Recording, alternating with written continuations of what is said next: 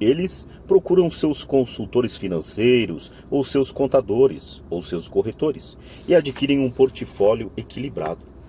Muitos aplicam altas somas em certificados de depósito, em títulos de baixo rendimento, em fundos mútuos e em poucas ações. É um portfólio seguro e inteligente, mas não é um portfólio vencedor. É o portfólio de quem não quer perder. Não me entenda mal. É provavelmente um portfólio melhor do que o da média da população, mas isso é apavorante. Um portfólio seguro é melhor do que nenhum portfólio.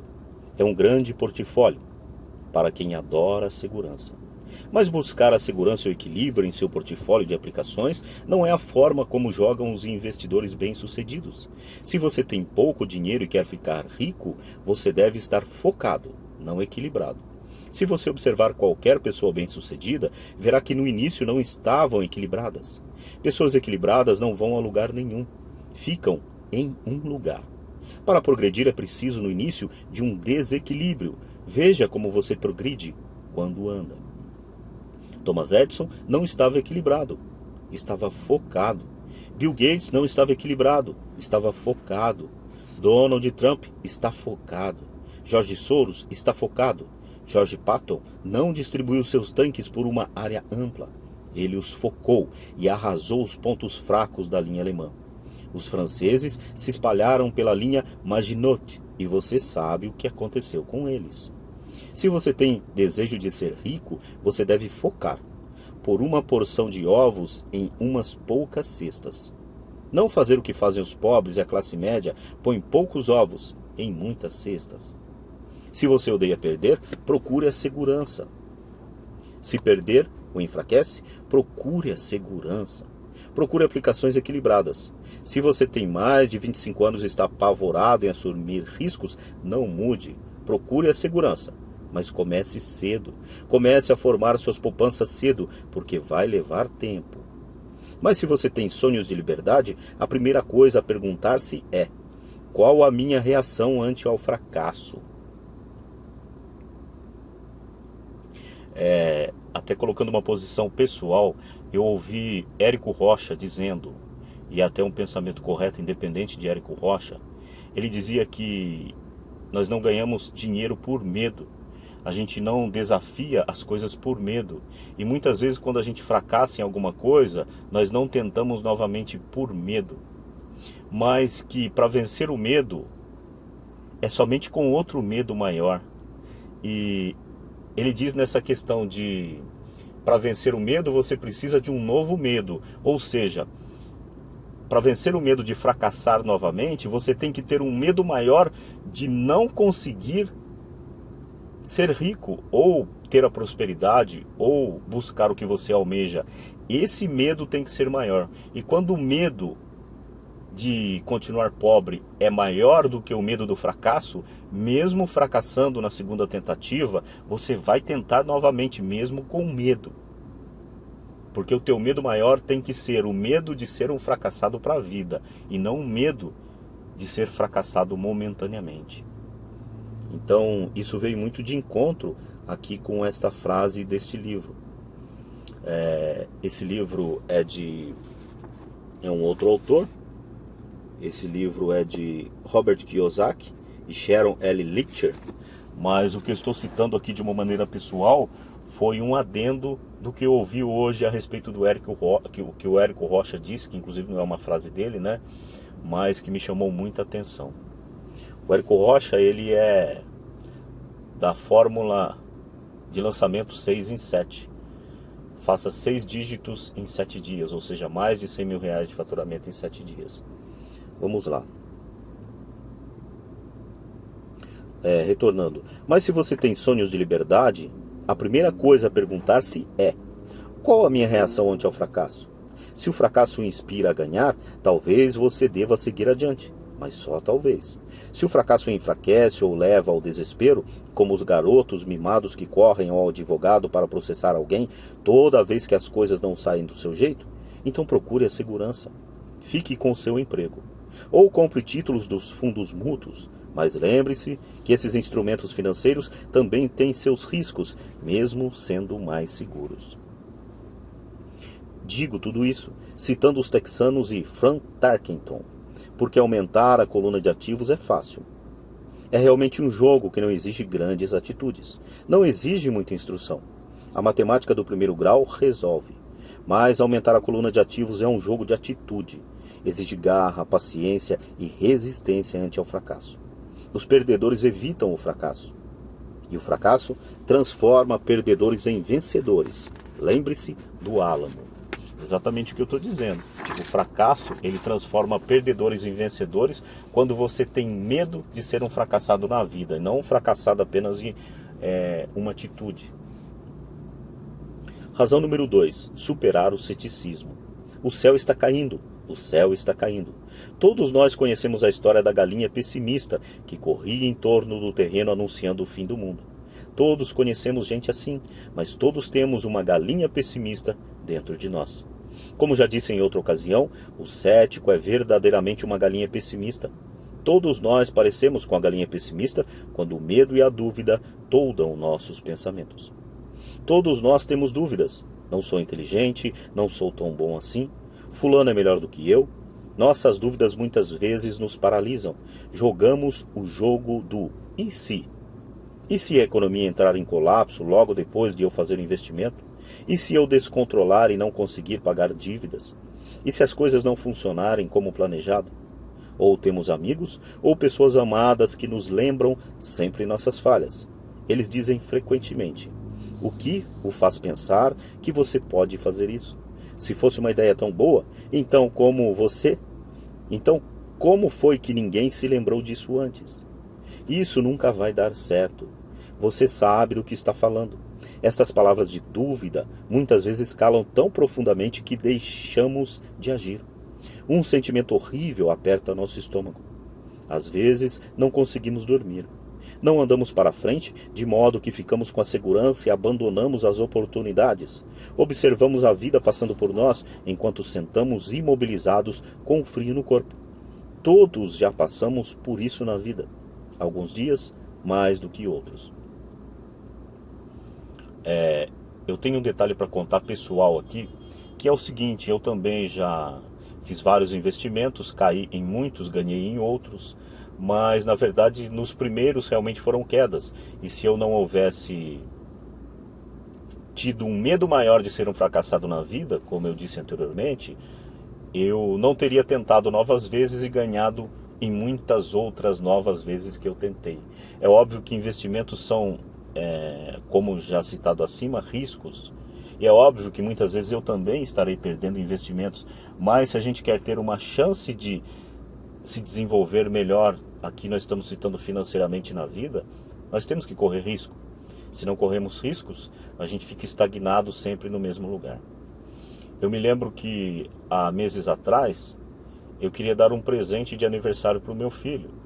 E até teria o valor para a compra desse presente de aniversário, mas eu falei, eu vou fazer um investimento em um aplicativo de corretora de valores, e esse investimento vai me resultar o presente do meu filho sem eu tirar nada do meu bolso. Mas também poderia ter resultado no risco, né, de eu ter feito esse investimento e ter perdido todo o valor, inclusive o valor que eu tinha para comprar o presente para o meu filho, que no caso foi uma moto que eu dei para ele. Então eu fui lá e fiz um investimento numa plataforma de bolsa de valores. Eu investi no ouro, e naquela noite, na oscilação, eu fiz um investimento em uma noite.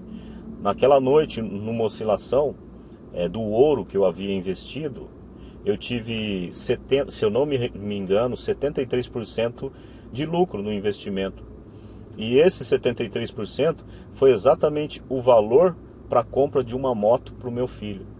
Então, em 3 horas de trabalho, em uma noite, 3 horas não, até as 3 horas da madrugada, que eu comecei acho que mexer com isso, foi às 6 horas da tarde, até as 3 horas da manhã mexendo com isso e correndo um enorme risco de perder todo o capital que eu havia investido, eu ganhei o presente do meu filho, que eu pude comprar uma moto e presenteá-lo na semana seguinte.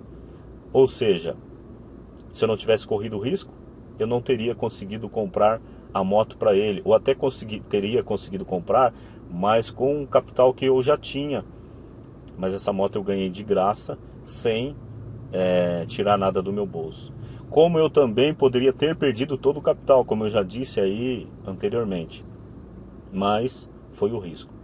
E muitas vezes o medo nos deixa estagnado e não nos permite avançar com alguns projetos.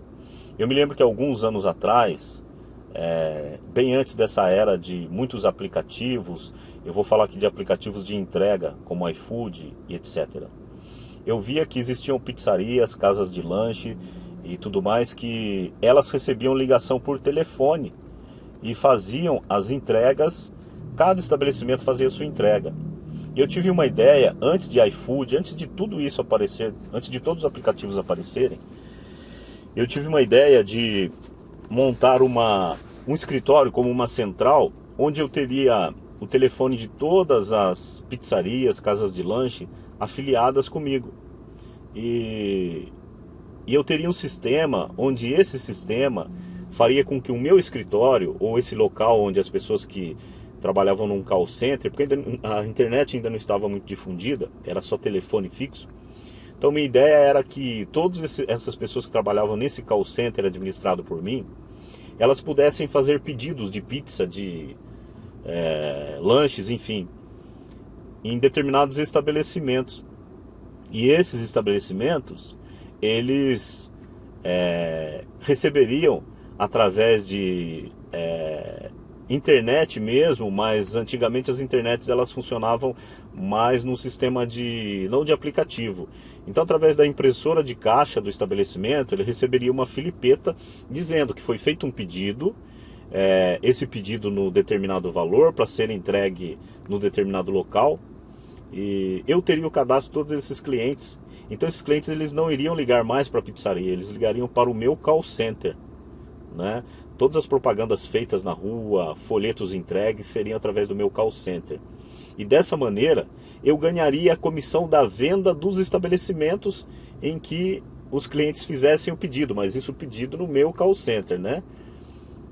Ou seja, funcionaria como funciona hoje o iFood, o Uber, né? Uber Eats, que é de alimentação.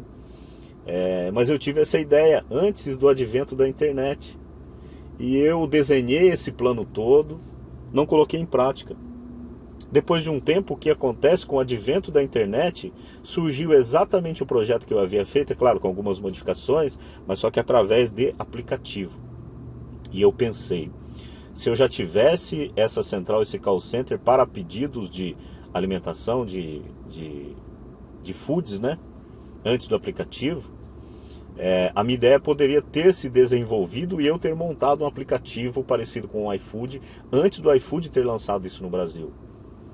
Eu estaria hoje milionário, mas não coloquei a ideia em prática, embora eu tivesse desenhado a ideia, eu tivesse conversado com alguns amigos que têm pizzaria, que têm casas de lanche, eles acharam a ideia fantástica, porque eles não precisariam mais ter atendentes para atender nem telefone na pizzaria deles, né? Simplesmente uma filipeta sairia ali para o operador de caixa. O operador de caixa pediria, né, para o funcionário designado da pizzaria fazer a pizza, já entregaria ali nas mãos do motoboy que estaria ali esperando, e o motoboy levaria embora sem a necessidade de funcionários nesse fluxo todo, né? Mas enfim, não coloquei em prática por medo ou até por comodismo, ou por uma outra palavra que eu esqueci a palavra agora, mas eu não coloquei em prática esse projeto que teria me deixado hoje milionário, né? Então vai uma dica aí na questão do medo. Vamos lá, seguindo o livro. Peter Luck, do Fedelight Magellan, um conhecido fundo mútuo, faz advertência sobre o céu que despenca como um ruído e todos nós o ouvimos. O ruído pode ser criado dentro de nossa cabeça ou vir de fora. Muitas vezes de amigos, familiares, colegas ou da mídia. Link lembra o tempo, na década de 1950, em que a ameaça de uma guerra nuclear era tão comum no noticiário que as pessoas começaram a construir abrigos antinucleares e a estocar alimentos e água. Se elas investissem esse dinheiro sabiamente no mercado, em lugar de construir os abrigos, provavelmente teriam atingido a independência financeira nos dias de hoje. Quando explodiram os motins de Los Angeles há alguns anos, as vendas de armas aumentaram em todo o país. Uma pessoa morreu depois de ter ingerido um hambúrguer mal passado no estado de Washington, e o Departamento de Saúde do Arizona determinou que os restaurantes preparassem somente carne bem passada. Uma empresa farmacêutica divulgou nacionalmente um anúncio de televisão mostrando pessoas gripadas. O anúncio foi divulgado em fevereiro. Os casos de gripe aumentaram bem como as vendas do medicamento anunciado. A maioria das pessoas é pobre porque quando se trata de investir, o mundo está cheio de galinhas pessimistas que correm gritando: o céu está caindo. O céu está caindo. E as galinhas pessimistas atingem seus objetivos porque todos temos um pouco de galinha pessimista. Muitas vezes é necessário coragem para não permitir que rumores e anúncios de desastres afetem nossas dúvidas e medos. Em 1992, um amigo chamado Richard foi de Boston a Phoenix para visitar minha mulher e eu. Ele estava impressionado com o que tínhamos feito por meio de ações de imóveis. Os preços dos imóveis em Phoenix estavam deprimidos.